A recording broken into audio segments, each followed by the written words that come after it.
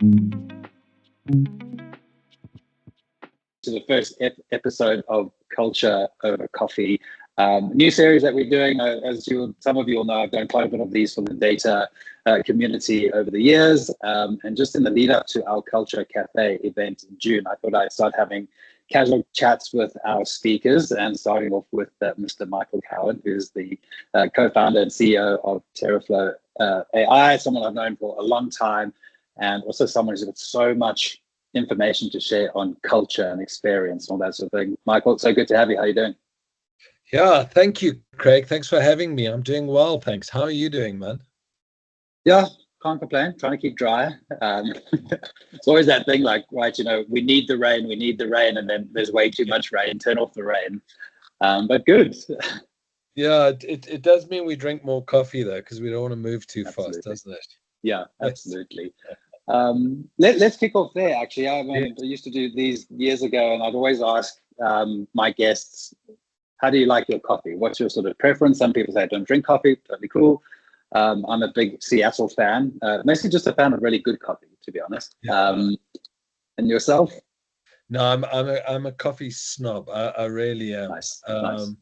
And I pretty much go cortado or less, because I want coffee, not flavored milk. And I've got my machine here at home, and I abuse it. It's one of those bean to cups. I generally just actually have that, and by the time I leave the house, I'm shaking with coffee.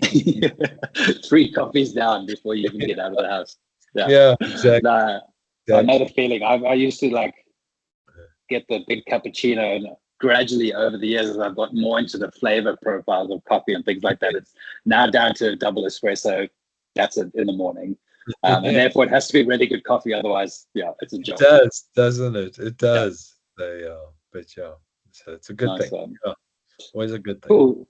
Yeah. All right. Let's kick off. Just want to maybe get some insight into who you are and TerraFlow. It's not a company I think our people in culture community will be necessarily familiar with. Obviously, I'm quite familiar with it, and our data community is. Maybe just give us a little bit of insight into it.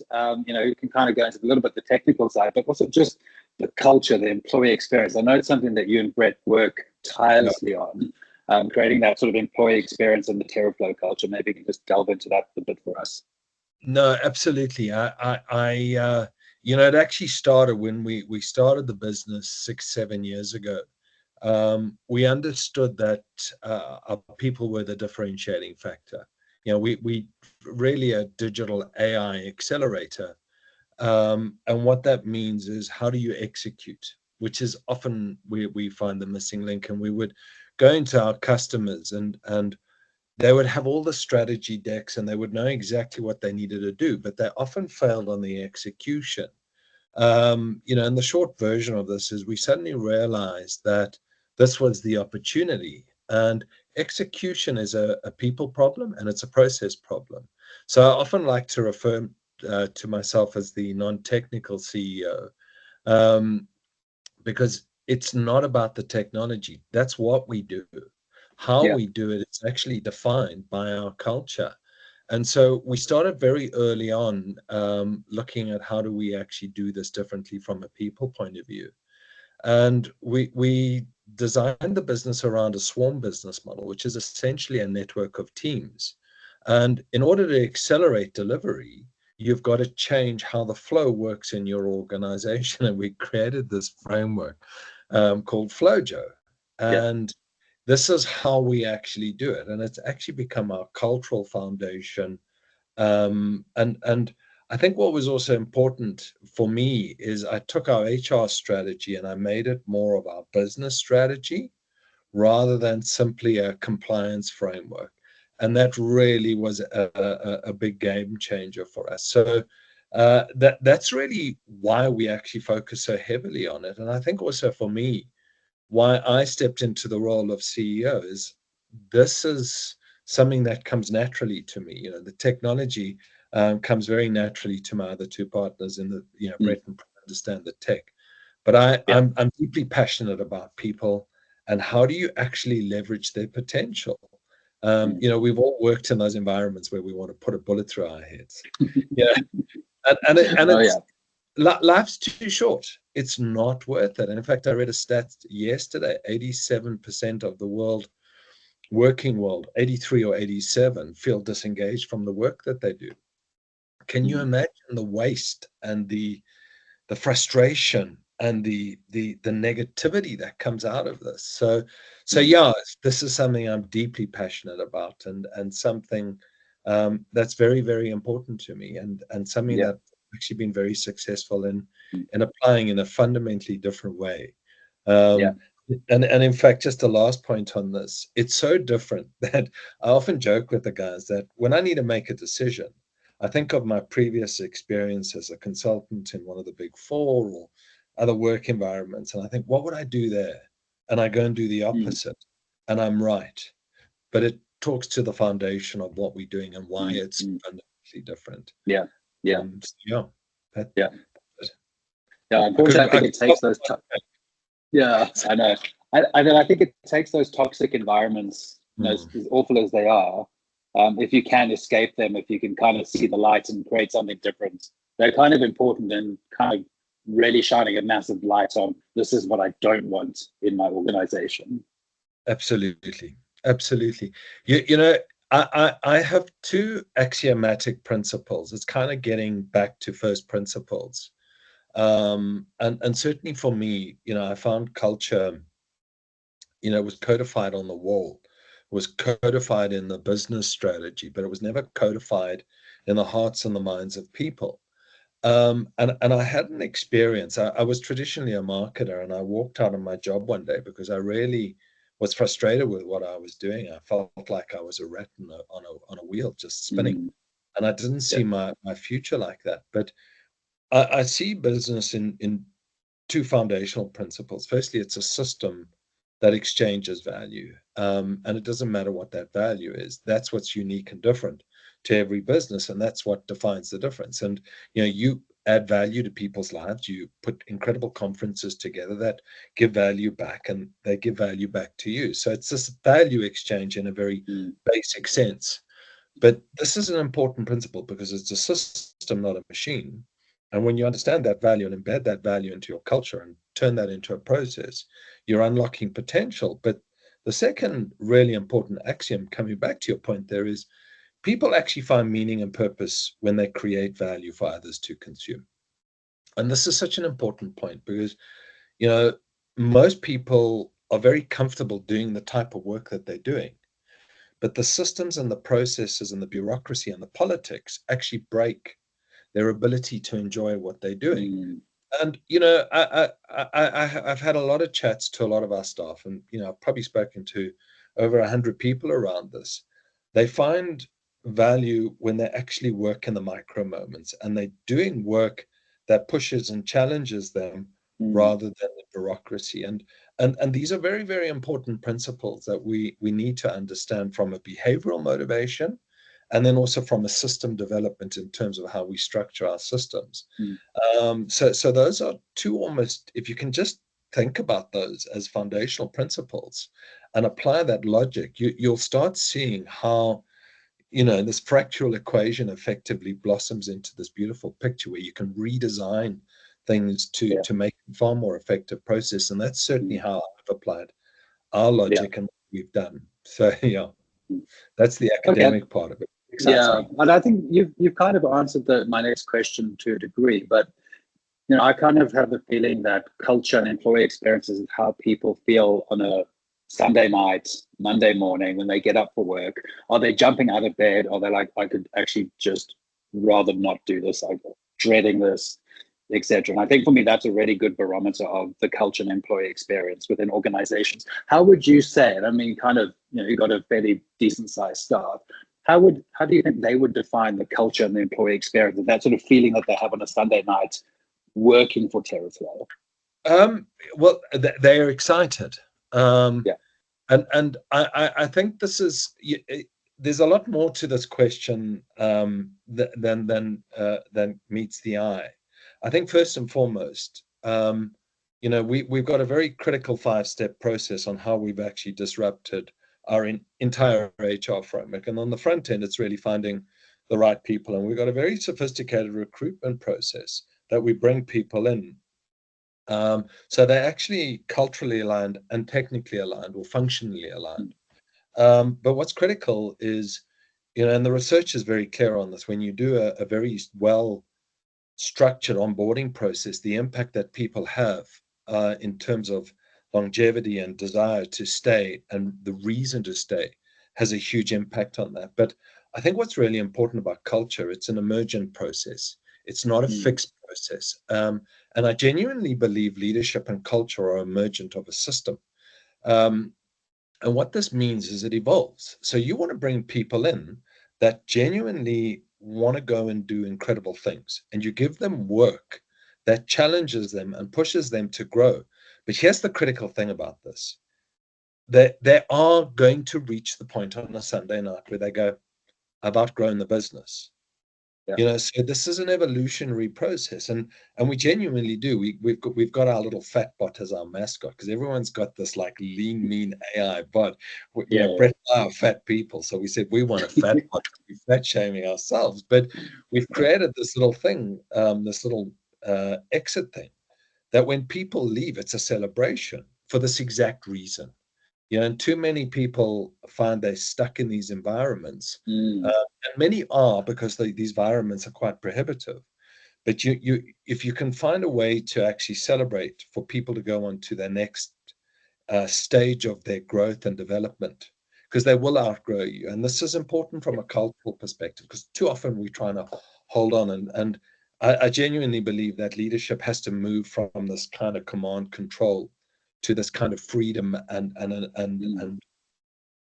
what I call flow ultimately. But you need to celebrate people's desire to grow and develop. And too many organizations don't actually do this, and it has a huge impact. So when people join us, we say, we want you to leave, and they look at us and like, are you serious? And it's like, no, because you've gone and we've got an internal brand promise, we'll double your value in 2 years.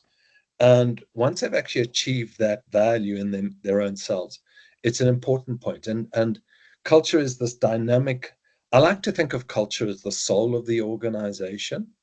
And if you can understand how that soul evolves at a micro and a macro level, then it becomes a very, very powerful tool. And I do think it is a very, very powerful tool when you start thinking about culture as this living, breathing ethos and way of doing things, by moving the values off the wall and building them into your systems and processes. So, I love how you say that, like moving it off the wall, because I think so many companies, and I think a lot of people are doing a very good job of this, but a lot of companies, I think, is culture's a few posters on a wall and drinks on a Friday.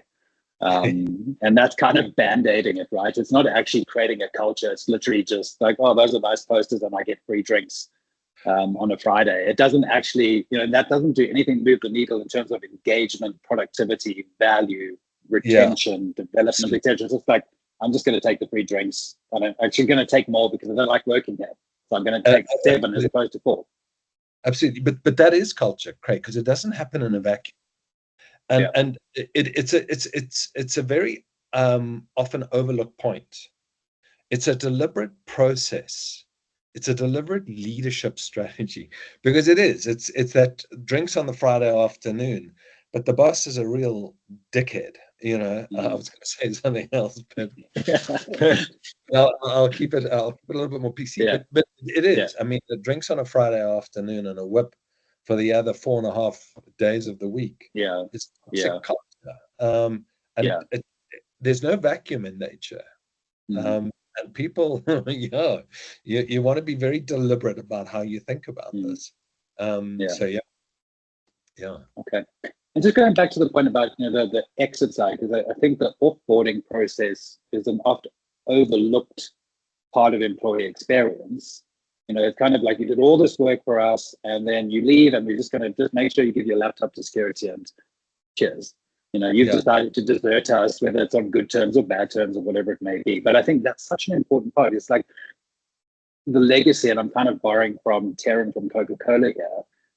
It's the legacy of your organization. What do people say to other people that they meet about working for TerraFlow? They may not come back, but they may go into an environment and they meet some great people. They're like, tell me more about this place you used to work. It sounds amazing.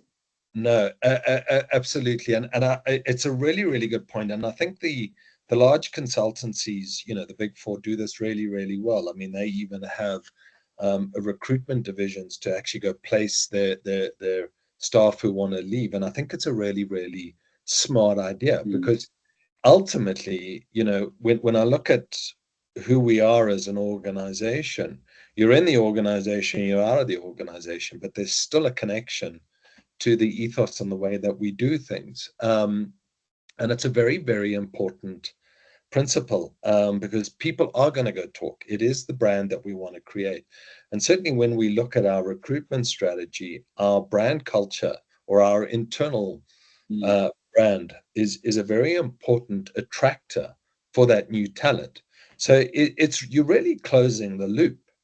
And I think it's also a more important point to here, and if I think I own you, I've lost the cultural game before we even start. And too many organizations get really cross when people resign, because they feel that you're owed. You work for me, you're mine. And it's the most crazy thing, Craig, because we employ incredibly talented people and then we treat them like children. We tell them what to do. We don't allow them to have the initiative. And when they want to leave because they're frustrated, you get really angry. It's just bad leadership. Actually, it's just wrong at every single level. And I get quite angry when I see people and organizations behaving like that, because they don't deserve the success that they feel they do. It's wrong. There should be freedom. And it is the difference. We have free will. Treat people like absolutely. Just hire adults, give them a sense of purpose and a vision, and let them get on with it, right? And that's really how I like to run my business. Yeah, absolutely. Can I add a point to that? And I can guarantee, having dealt with your staff, that this would be true, because purpose and meaning is a very, very important principle in culture. But I think it's a fundamentally misunderstood, and I blame Singularity University with the massive transformational purpose. Because and I think massive transformational purpose, what Elon Musk is doing, is amazing. He's trying to solve a global challenge. It's an inspiring vision, but it's not a purpose. It's a vision. And purpose is never something that's found outside of ourselves. It's always found inside of ourselves.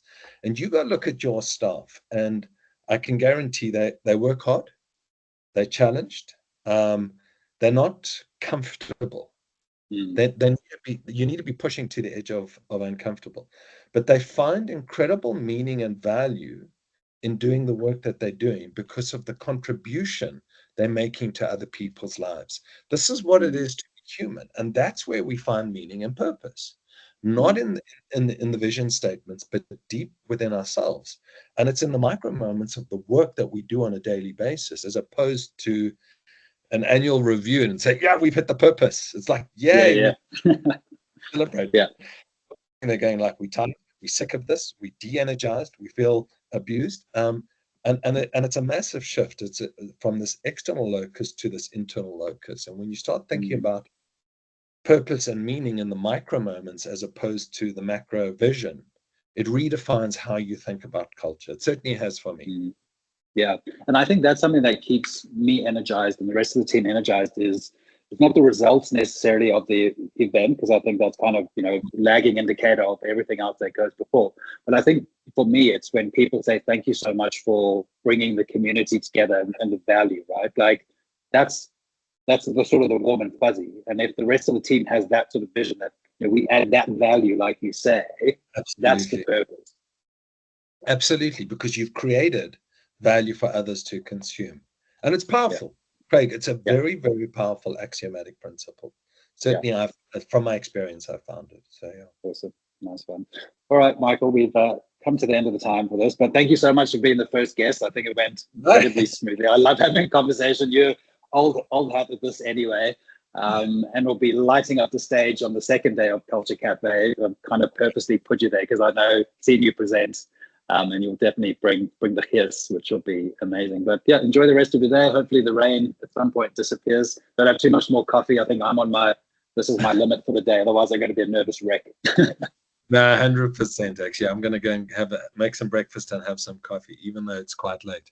But thank you, Craig, and I genuinely appreciate the invite, and thank you for having me. I'm really excited about it, and I'm really excited about meeting everyone there and just understanding the challenges, because this is where the value is in the conversations. Yeah, and it's connecting disconnected ideas and applying them in a strange, wonderful way. Yeah, awesome. Well, I look forward to catch up with you soon. Thanks, Craig. Much appreciated. Right. Cheers. You, mate. Have a good one. Bye. You too. Bye. Okay.